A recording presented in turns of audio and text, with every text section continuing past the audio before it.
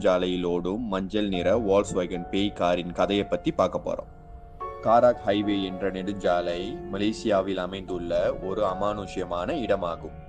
1970களில் கட்டப்பட்ட இந்த நெடுஞ்சாலையில் பல கோரமான கார் விபத்துகள் நடந்து பலர் உயிரிழந்து உள்ளனர். இந்த காராக் நெடுஞ்சாலையில் பல உயிரிழப்புகள் நடக்க காரணம் இங்கு பேய் நடமாட்டம் அதிகம் இருப்பதாலே என்று பலர் கருதுகின்றனர். மெதுவாக வாகனத்தை ஓட்டி சென்றால் கூட இந்த காராக் நெடுஞ்சாலையில் விபத்துகள் ஏற்பட்டு விடும் என கூறப்படுகிறது. பலர் இந்த நெடுஞ்சாலையில் கோரமான விபத்தில் இறந்து போனதால் அந்த சாலையில் அந்த ஆவிகள் மற்ற உயிர் பலியை தேடி அலைவதாக மக்கள் நம்புகின்றனர்.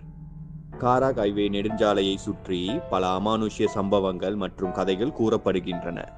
இவற்றில் மிகவும் பயங்கரமான கதையாக காராக் ஹைவே நெடுஞ்சாலையில் ஓடும் வால்ஸ்வேகன் பேய் காரின் கதையாகும்.